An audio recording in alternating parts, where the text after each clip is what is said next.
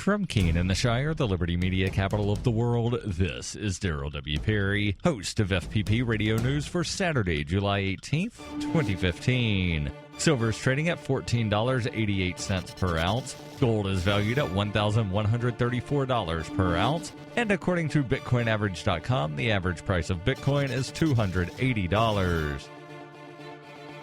Antiwar.com reports at least 6 demonstrators were killed yesterday in the Egyptian capital city of Cairo when security forces opened fire on crowds of protesters called to rally against the military junta by the Muslim Brotherhood, a banned organization whose political wing led the government before the 2013 coup. The Muslim Brotherhood had been calling on supporters to rally for the major Muslim holiday of Eid al-Fitr under the slogan, "Your Eid is your revolution." Public protests without permit have been banned since the coup, and anyone even suspected of association with the Brotherhood is routinely arrested. Though witnesses insisted the police simply opened fire on the crowds of demonstrators, the Egyptian Interior Ministry claims that the demonstrators themselves fired live ammunition at the police first. Despite this claim, there was no report of a single injury among security forces. All told, the Interior Ministry reported 5 people killed in the neighborhood of Talibia, another in Nahaya, and 15 wounded. They also reported 15 arrested in Talibia and another 20 arrested in the area around Alexandria.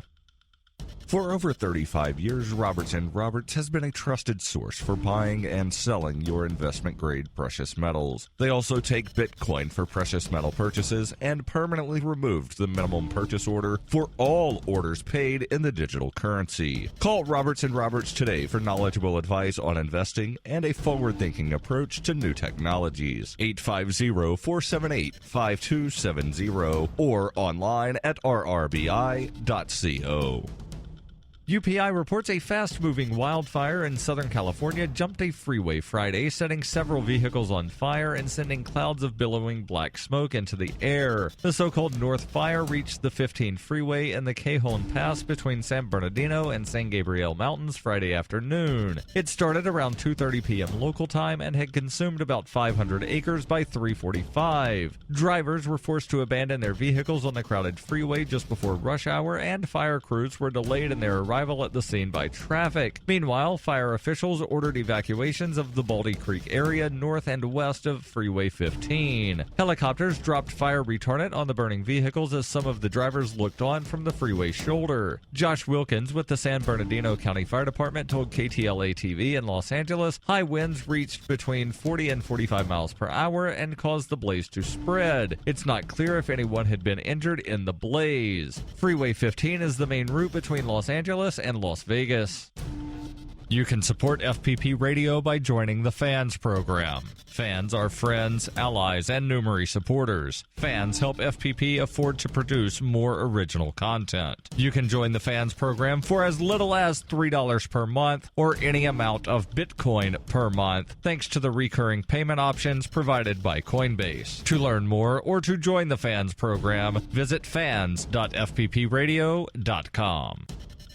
Reuters reports after all 165 guilty verdicts were read and Colorado's movie massacre gunman was taken back to a cell to await his fate, many of his victims smiled and hugged and said James Holmes must be executed for justice to be done. Survivors and their loved ones gathered outside the rain-swept courthouse on Thursday evening after Holmes was convicted of killing 12 people and wounding 70 inside a Denver area theater. The 3rd anniversary of the rampage will be this Monday. Tom Sullivan said as soon as we heard the first guilty, we knew the other dominoes were going to fall. The next step starts on Wednesday when the trial enters the sentencing phase. Jurors will hear more weeks of testimony, then decide whether Holmes should be put to death by lethal injection or serve a life sentence with no possibility of parole. Asked if he wants to see Holmes executed, Sullivan replied, "Yes, absolutely." Prosecutors rarely call for the death penalty in Colorado. Currently, there are 3 inmates on death row, and only 1 death row inmate has been executed in the state in nearly 50 years. 2 years ago, Governor John Hickenlooper drew fire from some when he granted a reprieve to the state's longest-serving death row inmate. His critics included the lead prosecutor in the Holmes case,